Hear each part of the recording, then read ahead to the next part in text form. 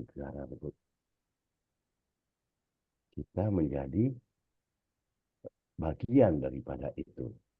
Maka marilah kita memulai dari small family, mulai dari keluarga kita, ya. Suara saya cukup terdengar? Cukup Pak, cukup. Dengar Pak. Oke, Jelas jelas. Pak, jelas. Ya, kedengeran. Kemudian konteks keberagaman sosial budaya juga dilihat dari konteks global, ya. Perubahan budaya yang signifikan, ya. Jadi bahwa kita paham apa namanya musik-musik Korea, lagu-lagu Korea, lagi itu breakdance masa-masa saya dulu masuk ke Indonesia dan mudah dipengaruhi kita. Lalu kita harus bagaimana? Nggak mungkin dong kita tolak, Pak. Itu pasti dengan sendirinya. Karena itu dampak dari perkembangan teknologi. Anak-anak sekarang dengan mudah dong. Lalu apa yang harus kita lakukan? Maka kita harus mampu melakukan beradaptasi. Dalam artian, yang positif diambil, yang negatif tidak diambil. Bagaimana kita mampu beradaptasi dan melakukan kontrol, ya. Dan ini masuknya budaya asing, ya, tentunya. Lalu ini gimana? Budaya asing itu merusak budaya Indonesia. Main kuda lumping sudah mulai jarang, ya. Kalau dulu waktu saya kecil ada main kuda bisik, ya. Kita ada main tak umpet, kita ada main karet dan lain sebagainya. Semuanya hilang. Kenapa? Karena kita tidak mampu menjaga budaya lokal kita. Kira-kira sependapat nggak ini dengan apa yang saya sampaikan? Kalau kita tidak mampu. Pendapat Pak. Oke, Pendapat Pak. kita sudah mulai masuk, ya, di sini. Maka sekarang menjadi kewajiban kita, minimum tadi saya katakan di semua family, di keluarga kita, menjaga budaya lokal. Kalau satu kelas yang 70 orang ini menjaga budaya lokal, di kelas lain menjaga budaya lokal, dan di seluruh Indonesia masyarakat yang menjaga budaya lokal, maka kita tidak akan terpengaruh dengan budaya asing. Nah, inilah yang saya berharap Bapak dan Ibu sudah lihat sekarang ini, nah, bahwa kita mulai menjaga budaya lokal. Karena tampak kita yang menjaga, memahami, dan melestarikan, serta mensosialisasikan secara berkesinambungan. Maka secara perlahan budaya-budaya kita akan sirna, akan lenyap. Dan kita akan terjajah secara budaya, secara ekonomi dari negara-negara asing. Ini yang menjadi bahan pemikiran kita sebagai magister. Lalu, karena kita magister pendidikan, bagaimana kita mampu menjaga budaya asing itu dari media pendidikan? Ini yang menjadi kajian Bapak dan Ibu. Ya, jadi saya harus seperti apa dan bagaimana? Oke, bagi apa sih Pak manfaatnya keberagaman sosial budaya untuk negara kita? Kalau untuk personal tentunya memperkaya kehidupan sosial dan budaya setiap individu. Makin banyak kita belajar budaya-budaya lokal kita, maka makin cerdaslah kita tentang pemahaman budaya. Ya. Maka kalau kita sudah memahami semua maka berperan dalam memperkuat persatuan dan kesatuan suatu negara atau bangsa. Kenapa? Karena memiliki penyamaan persepsi. Kemudian berkontribusi dalam perkembangan ekonomi suatu daerah. Ini manfaat daerah. Saya contohkan, mungkin di daerah Bapak dan Ibu, itu ada yang menjadi bahan objek wisata dari budayanya. Misalnya di Sumatera Barat budaya tari piring, itu setiap event acara ditampilkan, orang tertarik dan ingin datang ke sana. Akhirnya objek wisatanya ramai, ya. Nah ini atau di daerah-daerah lain sesuai dengan budayanya masing-masing. Contoh lagi di Madura mungkin karapan sapinya, ya.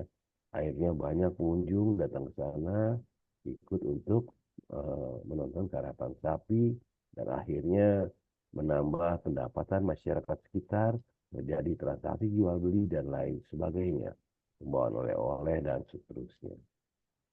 Ini manfaat keberagaman sosial budaya. Oke. Tantangan sekarang kita dalam belajar. Tantangan pasti terjadi. Waduh, ini berat. Iya, konflik antar kelompok sosial yang berbeda udah banyak banget terjadi.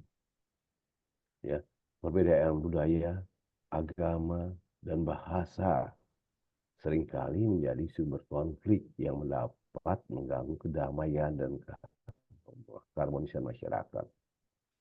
Menjaga keseimbangan antara melestarikan budaya lokal dan mengadopsi budaya asing. Ini jadi tantangan kita. Ya. Dan suka tidak suka, ini akan kita hadapi.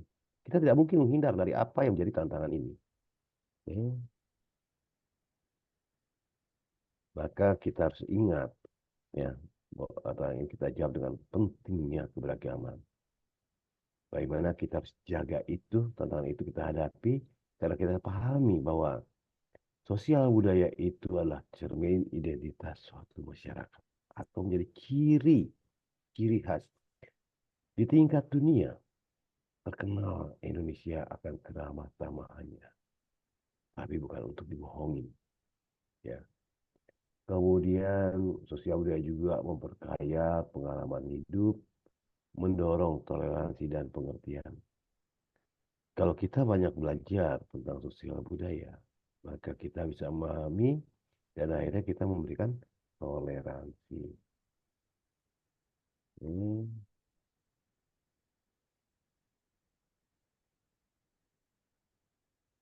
Dampak positifnya kita mempelajari sosial budaya, peningkatan kreativitas, ya, itu adanya ide baru, inovasi, ya.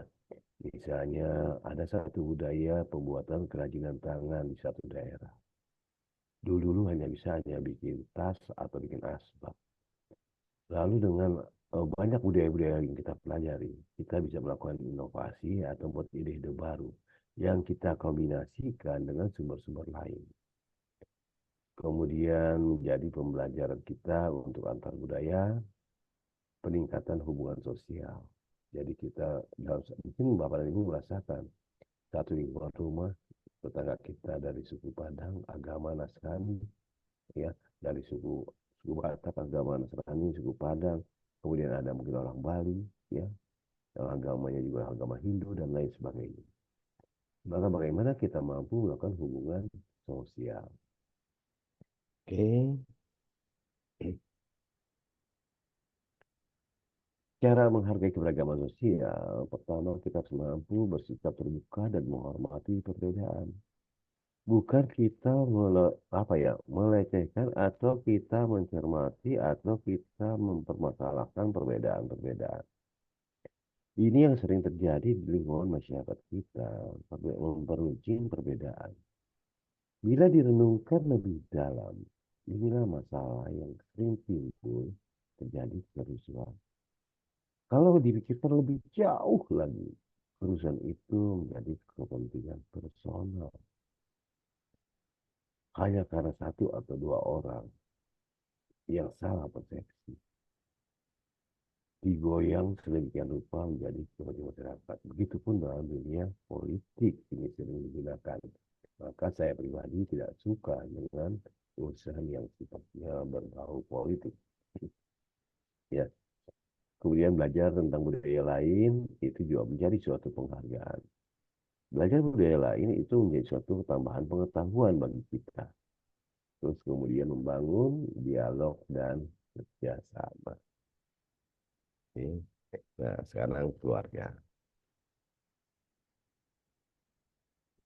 Nah, itu baru kita belum bicara soal keluarganya nih, baru bicara tentang uh, budaya. kira-kira dari apa yang saya sampaikan tentang budaya kita itu atau materi yang kita sampaikan, ada yang ingin Bapak dan Ibu diskusikan. Bisa berkaitan dengan kehidupan di rumah, di sekolah, lah, di lingkungan, eh, kerja lainnya. Atau ada yang tidak sependapat. Oh enggak Pak, menurut saya begini, begini. Boleh. Jadi bahwa tidak semua dosen itu menyampaikan hal itu benar. Tentu saya akan buat materi terbalik atau materi negatif. Juga kira-kira responnya seperti apa. Saat sekarang ini saya masih menyampaikan materi berespon positif. Gimana? Kira-kira budaya Izin itu. Pak, Ya, gimana Bu ya Putut? eh, gini Pak, di sini kan ada cara menghargai kebudayaan sosial dan budaya ya. Salah satunya itu ada membangun dialog dan kerjasama. Hmm, Lalu di situ kan kasusnya seperti di Kalimantan itu Pak. Ada hmm, beberapa suku yang tergerus karena pembangunan yang ada di Kalimantan. hmm. Lalu posisi membangun dialog dan kerjasama itu di mana Pak? Antara kedua belah pihak itu, gitu Oke, Pak. oke, sebentar. Ya, Ya yang terima untuk yang kasih. terima kasih. Mbak Putut, ini ada dua kasusnya nih, bahwa di Kalimantan ada pembangunan, kemudian ada budaya yang tergerus. Yang ingin saya tahu dulu, dialognya kepada yang membangun Kalimantan atau antar sukunya. Lebih ke antar suku sih Pak. Lebih ke antar suku. Jadi Heeh. ini bisa terjadi ya. Misalnya suku A memiliki budaya, suku B memiliki budaya, kemudian ada pembangunan di sana. Nah, kalau antar suku itu kaitan dengan pembangunannya mungkin tidak linear ya, karena masing-masing suku budayanya masing-masing ya yang harus kita mampu dalam mensosialisasikan. Nah, dialog yang bagus yang saya coba mengaitkan antara pembangunan dengan dua suku-suku di sana. Maka alangkah bagusnya dalam pembangunan tersebut juga mengakomodir ya banyaknya suku yang ada di sana, dibuatlah satu wadah atau satu tempat untuk melestarikan budaya. Apakah itu berbentuk museum ya atau kalau eh, di rumah kampung itu adalah rumah keluarga ya atau apa namanya yang sifatnya untuk bisa menjadi mereka melakukan kontribusi atau melestarikan atau mensosialisasikan budaya. Itu kalau berkaitan dengan pembangunan.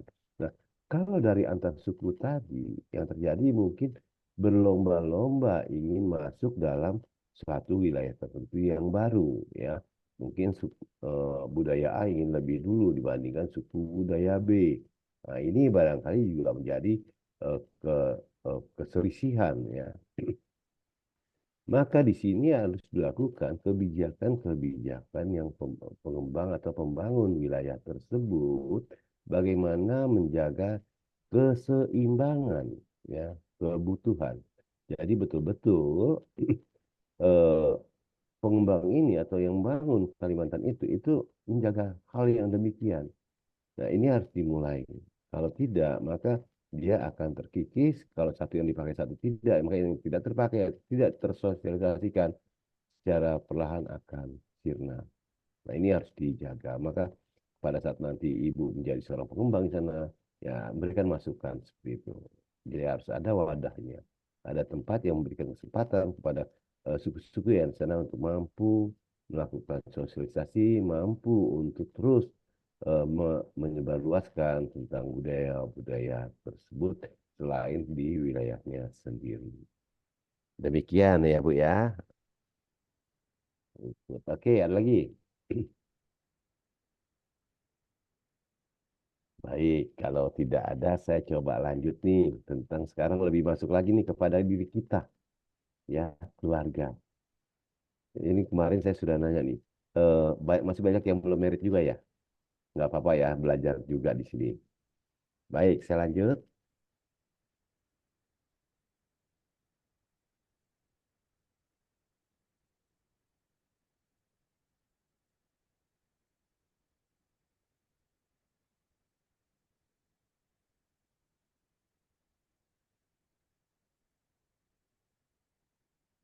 Oh, jangan lihat.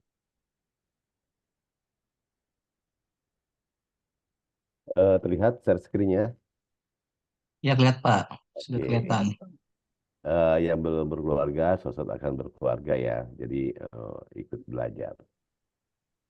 Keluarga merupakan unit sosial terkecil dalam masyarakat yang beranggotakan sekelompok orang atas hubungan perkawinan, perkawinan darah, atau adopsi, tinggal bersama dalam sebuah rumah tangga.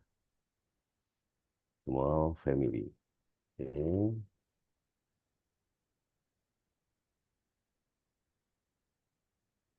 Lalu apa sih fungsi keluarga? Fungsi keluarga adalah fungsi agama. Saya nggak, Bapak dan Ibu mungkin merasakan. Kalau putra-putri kita pas maghrib, nak sholat dulu, ya kita, dan apapun budaya-budaya kita yang selama ini kita anut dan kita peragakan, maka itu juga akan berturun kepada putra-putri kita. Keluarga memiliki fungsi cinta kasih, ya, saling menyayangi, ya. Fungsi perlindungan, pasti sang suami akan marah, sang ibu akan marah bila anaknya terganggu. Kadang kita juga lupa bahwa anaknya bukan terganggu, tapi mengganggu, kemudian ditegur, kitanya malah marah. Kenapa? Karena tadi kita nggak salahkan, karena salah satu fungsinya adalah melakukan perlindungan, tanpa berpikir bahwa anak kita salah atau benar, yang sebenarnya harus kita kaji.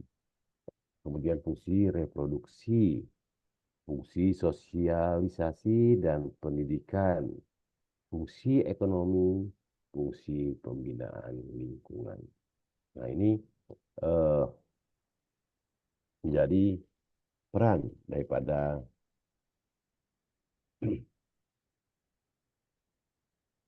fungsi keluarga.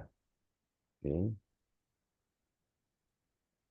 Peran keluarga sebagai pencetak SDM bangsa. Nah, ini kaitan lagi ke pemerintah atau ke negara Indonesia yang kita cintai ini.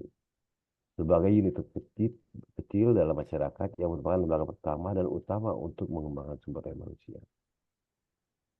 Lahirnya para menteri, lahirnya para pejabat dan tokoh-tokoh besar di dunia, di Indonesia, terlepas dari keluarga atau unit kecil kita.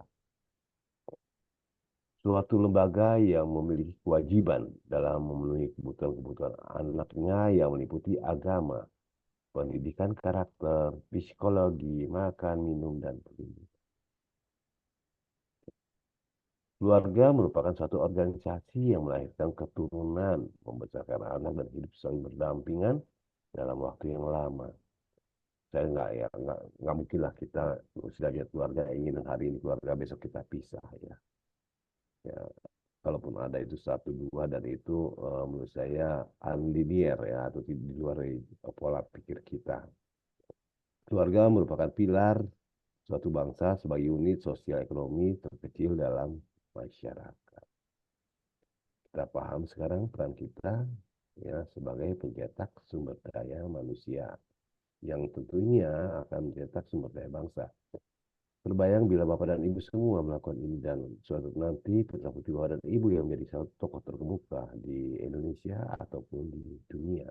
Karena dimulai bagaimana kita mampu mencetak apa yang kita inginkan. Oke, struktur keluarga ini suatu yang biasa, ayah, ibu, ya ini nggak usah saya jelaskan.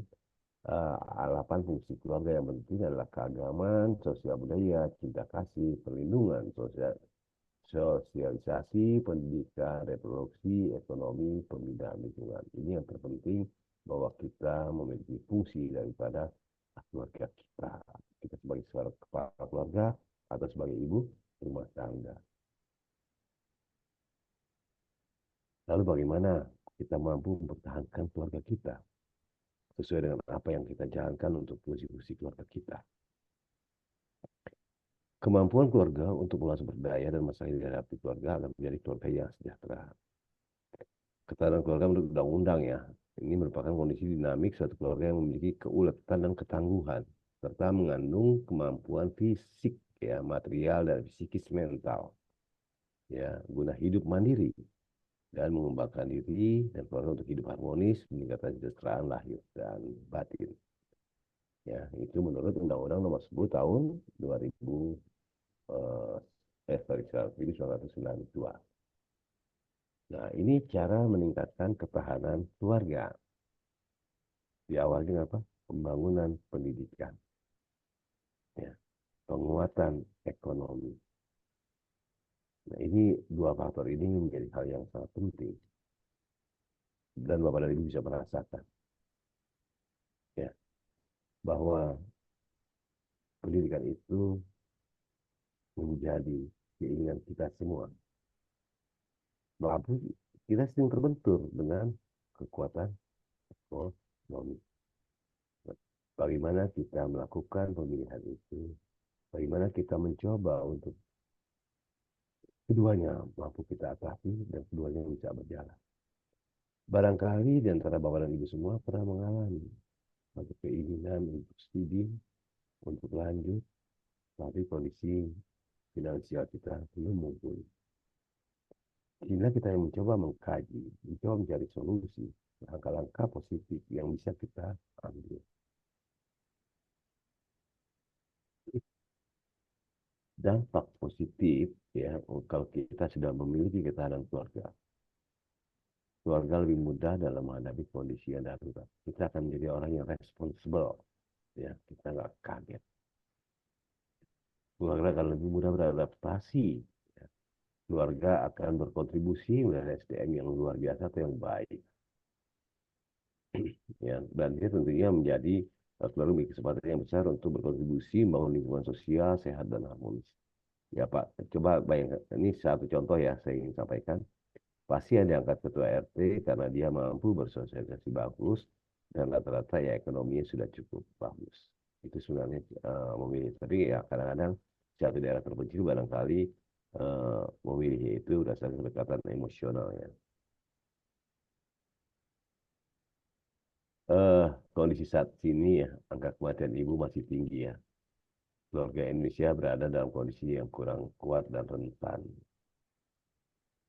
Kematian bayi cukup tinggi ya. Jadi 22 bayi per 1000 kelahiran atau 0,02 ya. Ini menjadi kondisi yang menjadi perhatian buat kita. Bagaimana meningkatkan atau menurunkan angka-angka kematian itu kadang kita menyalahkan dokter. Padahal bagaimana kita mampu memaintain nanti dalam pertemuan berikutnya tentang perkembangan ini akan kita bahas ya. Bagaimana bahwa kita harus mampu menjaga keutuhan amanah Allah ini mulai dari dalam perut.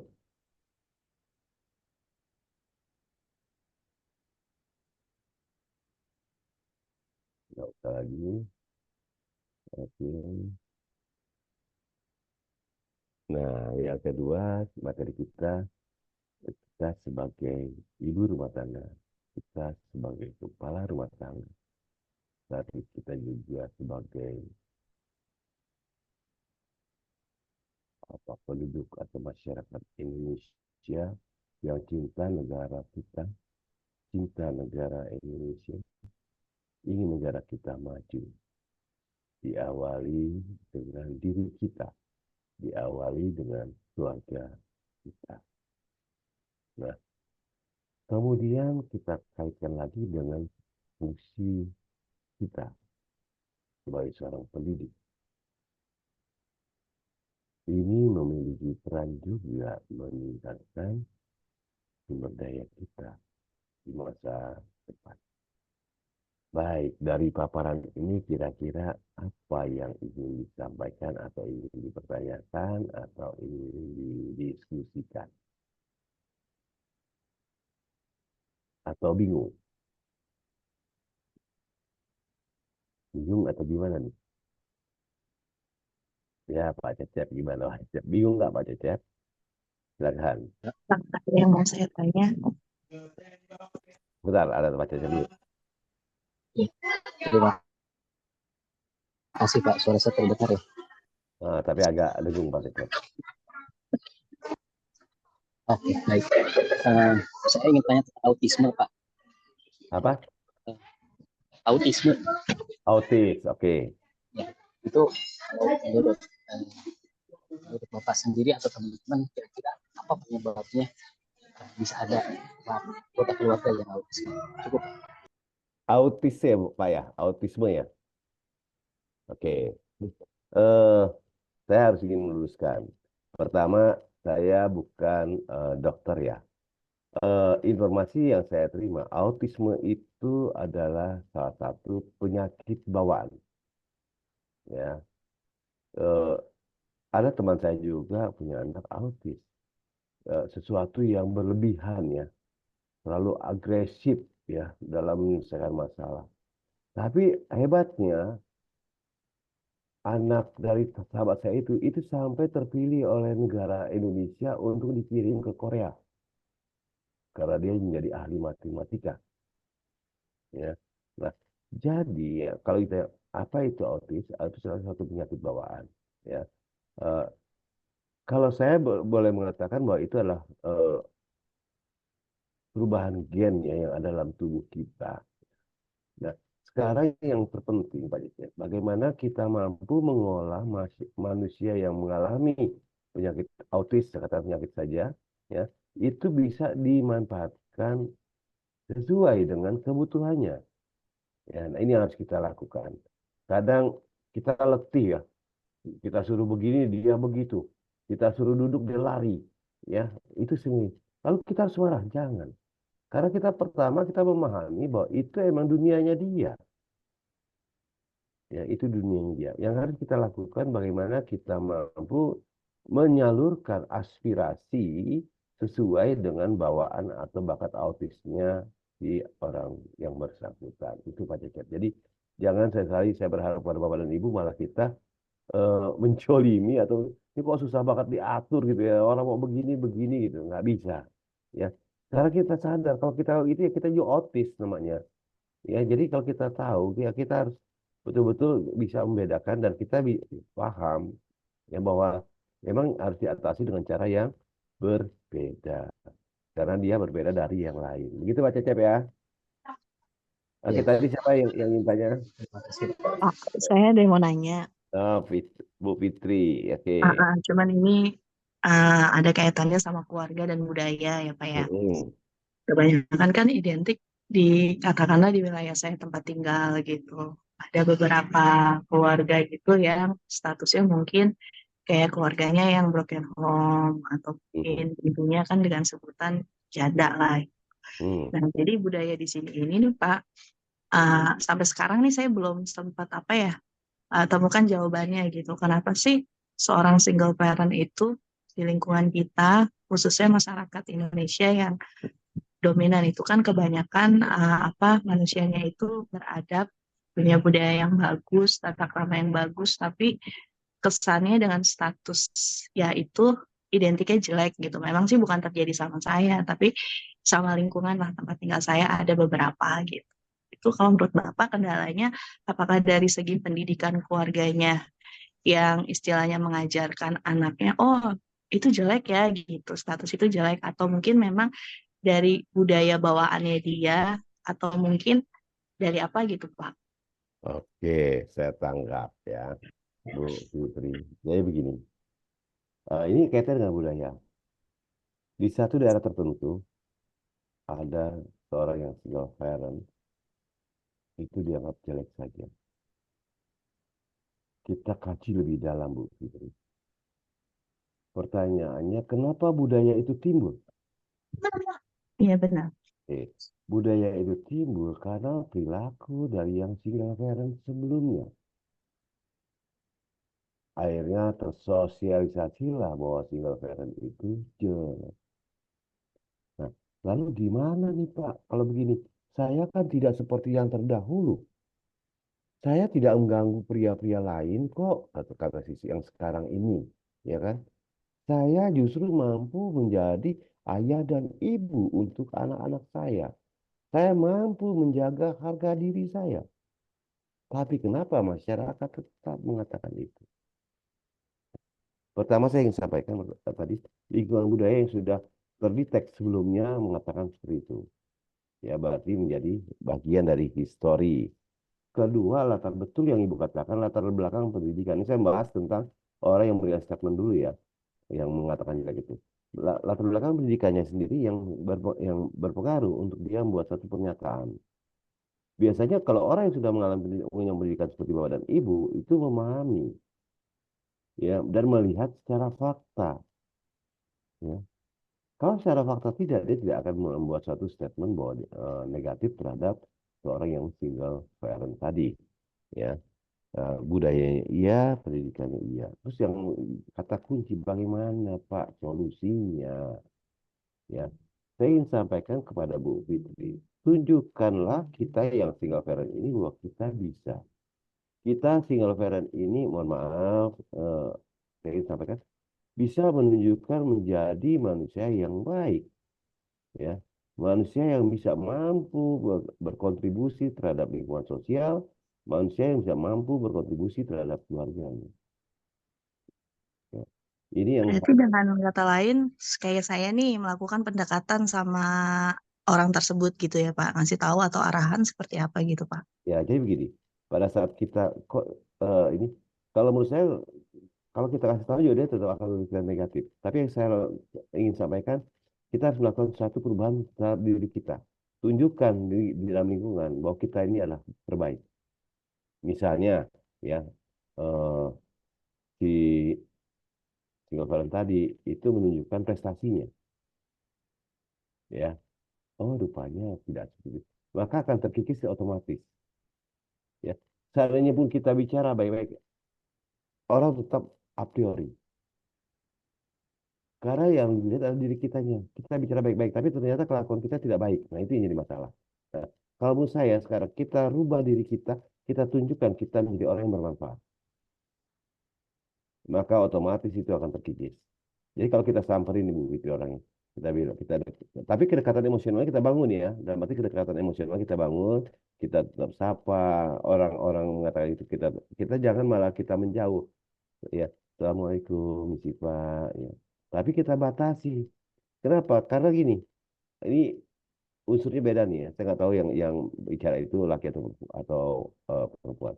Kalau laki-laki sebenarnya itu mencari peluang. Ini bapak-bapak laki-laki jangan tersinggung ya. Laki-laki itu pemburu. Enggak, Pak. Pemburu apa nih Pak? Bisa Tuh, aja. Pak. Ya, Banyak di sini apa nih Pak? kalau ada peluang, Nah, kebuka nih Pak. kalau imannya kurang ya, Burinya kalau mau dibangun imannya nih kurang ya, ini. kalau imannya Nggak kurang, juga Pak, nggak semua. kalau ada peluang Pemburu laki-laki itu cinta begitu. apa bagaimana Pak? Banyak nih Iya, pengertiannya Nggak nih. semua Pak seperti itu. ya pokok, ya. Iya benar nggak Kebanyakan semua, ya. tapi kebanyakan Ini betul. tadi saya katakan dalam fenomena penelitian pasti ada yang baik dan ada yang tidak baik ya. Banyaknya sih yang tidak baiknya atau banyak yang baiknya itu bisa kita kaji. Nah, tapi umumnya para lelaki ya sebenarnya dia hanya just kidding, dia mungkin hanya bercanda. Hai sayang atau ini, ih cantik ya kamu. Itu suatu yang wajar, itu laki-laki. Iya nggak boleh juga Mungkin, Pak. mungkin dia tidak berkata, Bu. Mungkin dia tidak berkata, tapi dalam hati pasti berkata. Pas kita nengok, kita melihat, "Ih, cantik. Apa ada orang cantik laki-laki bilang, diam saja, tidak bilang, iya, pasti dalam hatinya dia berkata.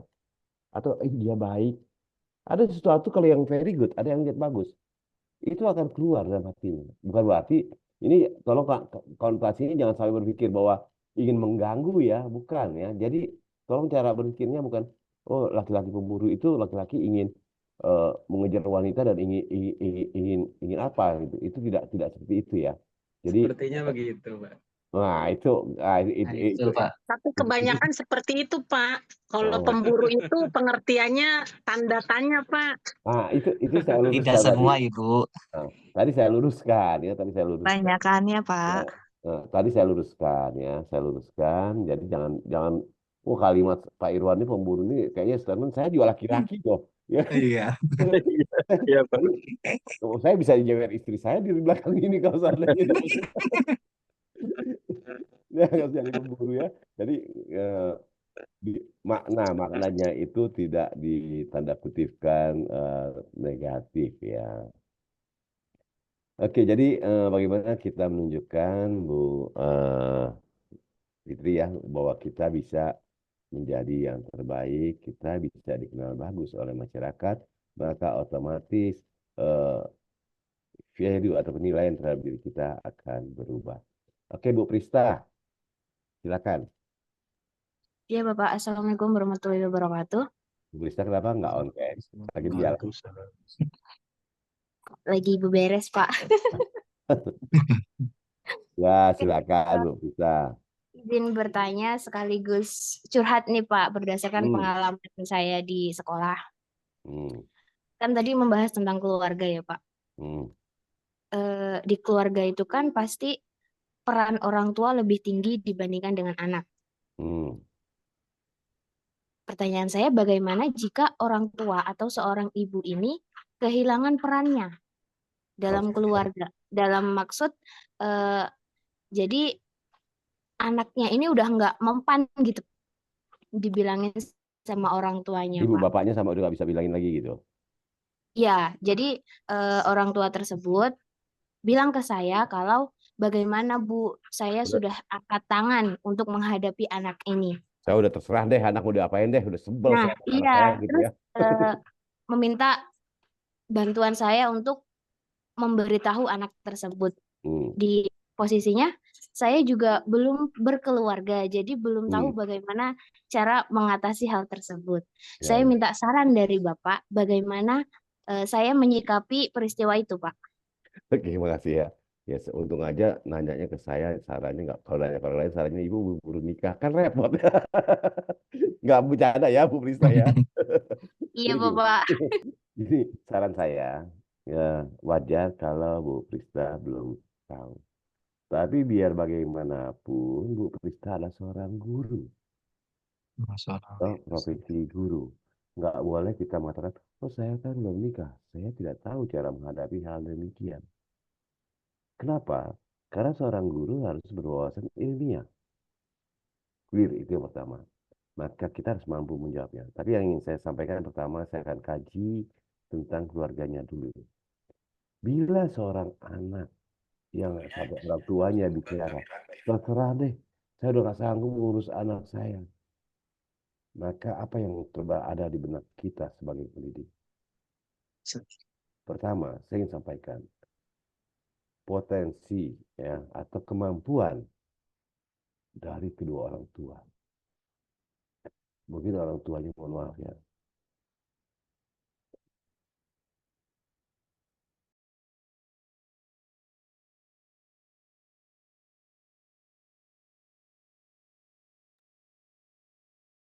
orang tuanya berpendidikan rendah, yang akhirnya tidak mampu berpikir jauh. Orang tuanya memiliki strata sosial, ekonomi yang jauh di bawah, yang membuat kebutuhan sang anak tidak terpenuhi. Ini kita coba kaji. Yang ketiga, kita lihat dari aspek si putra, si anaknya. Bagaimana lingkungan sosialnya, teman bermain, dan lain sebagainya. Jangan-jangan anak usia 7 atau 10 tahun mainnya di anak-anak 20 tahun. Atau pada saat dia bermain dengan anak-anak yang tidak ke sekolah atau tidak belajar. Atau dia bermain dengan sesuatu yang perkembangan teknologinya luar biasa yang belum batas norma-normanya sang anak. Kita kaji di sana. Gitu ya. Kemudian setelah ibu dapat mengkaji itu, baru kita mencoba mengambil suatu simpulan-simpulan. Oh, rupanya si anak melawan orang tua karena udah sebel dan benci nih anak sama orang tuanya. Kenapa? Nggak terpenuhi biaya pendidikan, nggak terpenuhi keinginan-keinginan dia. Oh, rupanya si ini karena orang tuanya nggak mampu menyampaikan cara yang tepat terhadap anaknya. Misalnya, maaf nak, bapak hanya punya uang sekian, bapak bekerja seperti ini.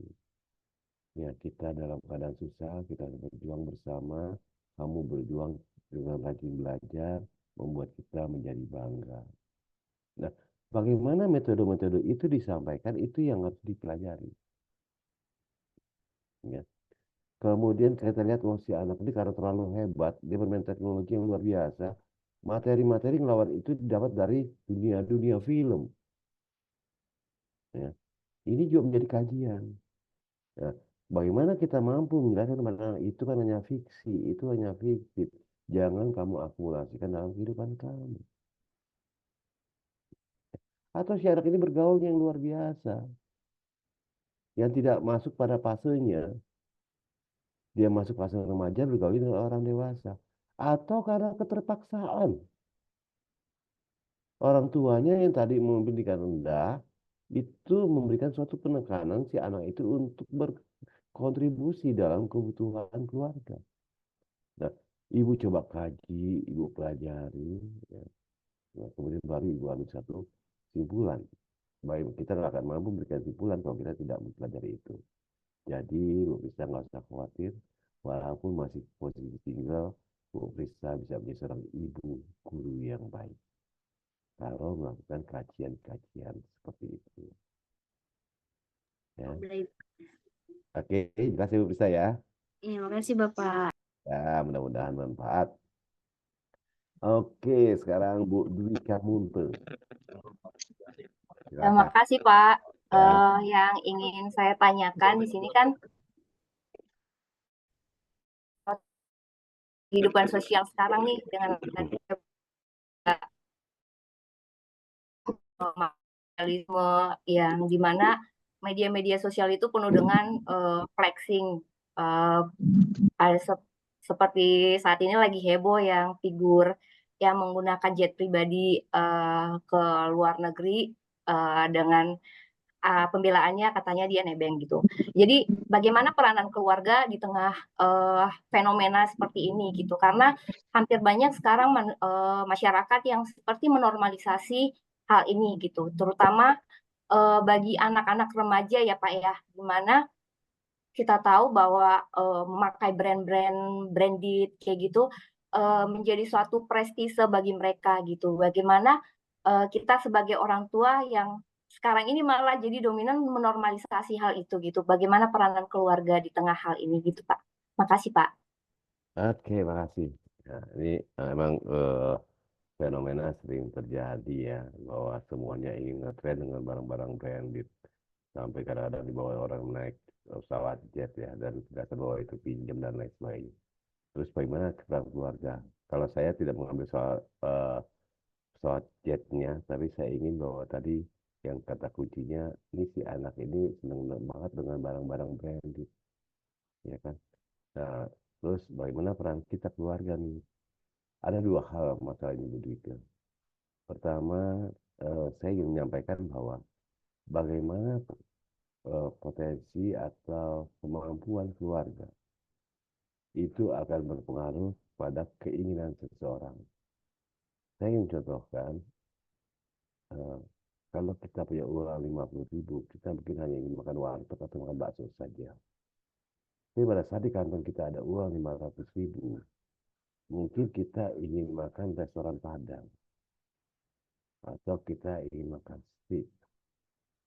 Ada uang 1 juta, kita mungkin ingin makan di kapal pesiar dan lain sebagainya. Kenapa?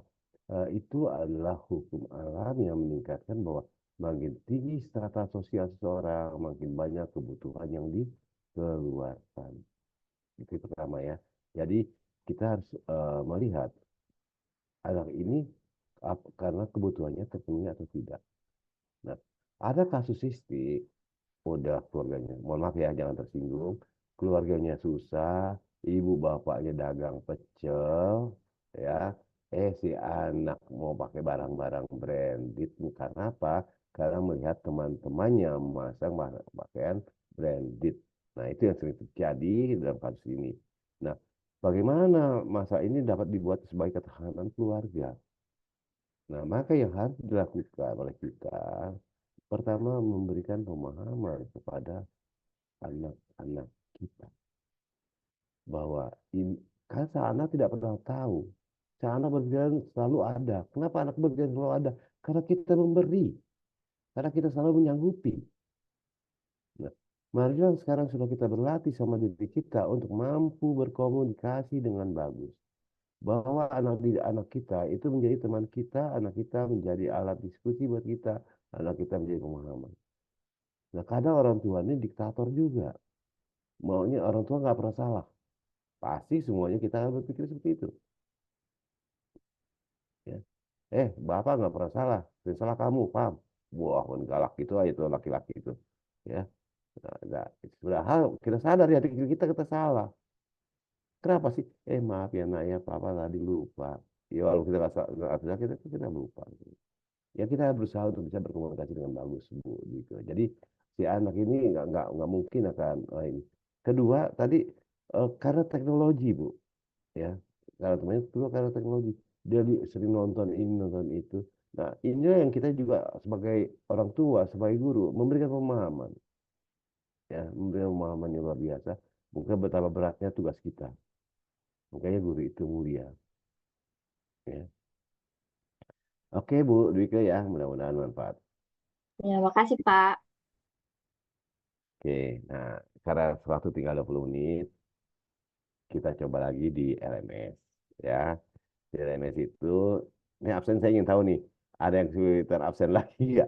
Kalau kesulitan absen belum ngisi forum nih ya, jadi coba menjawab forum. Dan saya berharap ada mereply pernyataan temannya. Ya, nggak apa-apa. Ya, boleh. Ini mengatakan setuju bisa, bagus. Saya setuju dengan pendapat A. Oh, kurang pas nih, menurut saya begini-begini boleh. Ya, nah nanti itu menjadi kajian Bapak dan Ibu. Insya Allah ilmu Bapak dan Ibu bertambah. Ya, bertambah lebih bagus lagi. Oke, kira-kira kuliah kita bermanfaat nggak hari ini?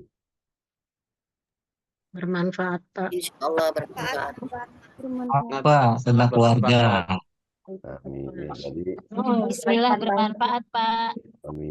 Jadi mudah-mudahan bisa menerapkan nih di keluarga kita minimum ya. Ya, Amin. yang belum Amin, berkeluarga Pak, ya ya. dengan orang tuanya, dengan kakak-kakaknya ya bisa berkomunikasi dengan bagus. Oke, langsung kita punya waktu 20 menit, kita lari ke LMS, absensi. Jadi saya nggak suka manggilnya satu. Saya ingin tahu hadir nggak ya, Dwika hadir, Nani hadir. Nah, kita bukan anak SD lagi yang harus seperti itu ya. Bagi saya, Bapak dan Ibu ingin dengarkan, ingin kuliah, ingin nambah wawasan, boleh. Gitu. Enggak apa-apa juga. Nah, yang rugi bukan saya, ya toh, udah capek tenaga, capek biaya. Nah itu saya berharap enggak buat, ya. Oke, makasih untuk semuanya. Mari sama-sama kita tutup kuliah kita dengan mengucap hamdalah. Alhamdulillahirobbilalamin. Jangan lupa lari teh. Bapak. Terima kasih semua. Terima kasih Pak. Saya pamit dulu. Assalamualaikum warahmatullahi wabarakatuh. Waalaikumsalam warahmatullahi wabarakatuh. Terima kasih ya, Pak.